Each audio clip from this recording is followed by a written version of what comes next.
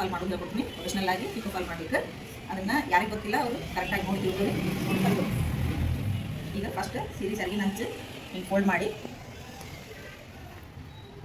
ಇಷ್ಟು ಸಣ್ಣದಾಗಿ ಫೋಲ್ಡ್ ಮಾಡಿ ಪಿಕೋ ಫೋಟ್ನಾಗ ಇಡಬೇಕು.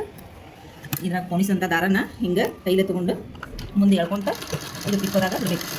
ಈ ಮಷಿನ್ ಮೇಲೆ ಇದು ಬರೀ ಸ್ಟ್ಯಾಂಡಿಂಗ್ ಪೊಸಿಷನ್ನಾಗ ಇರಬೇಕು, ಅಂದ್ರೆ ರೌಂಡ್ ಪಿಕೋ ಚಂದ ಬರಬೇಕು.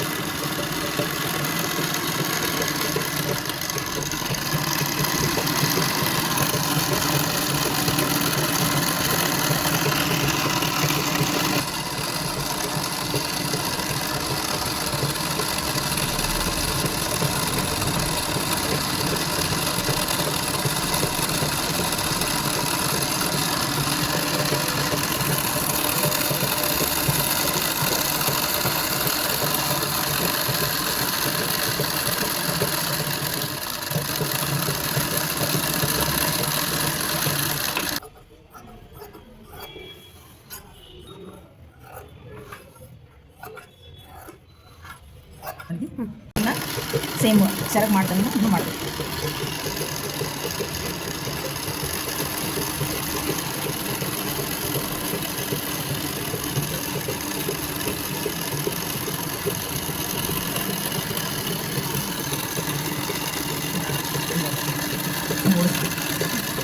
ಸೇಮ್ ಬರಬೇಕು.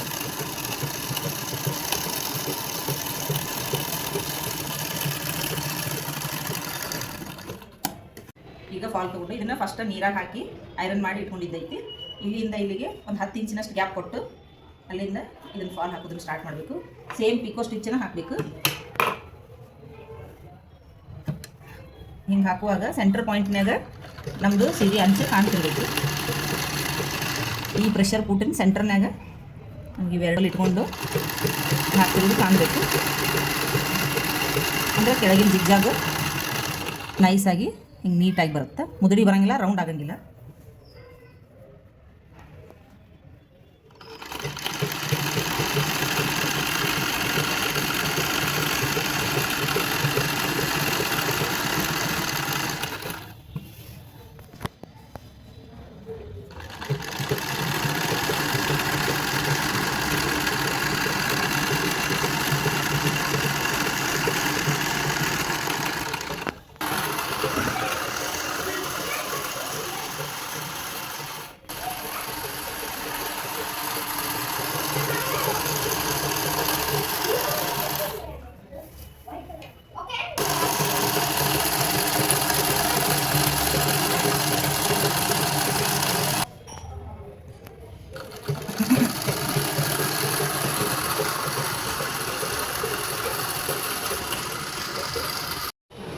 ಈಗ ಇಷ್ಟೆಲ್ಲ ರೆಡಿ ಆಯಿತು. ಆಮೇಲೆ ಮೇಲೆ ಕೈವಲಿಗೆ ಸೂಜಿಯಿಂದ ಕೈವಲಿಗೆ ಹಾಕೊಂಡು ಬರಬೇಕು ಸಾಫ್ಟಾಗಿ.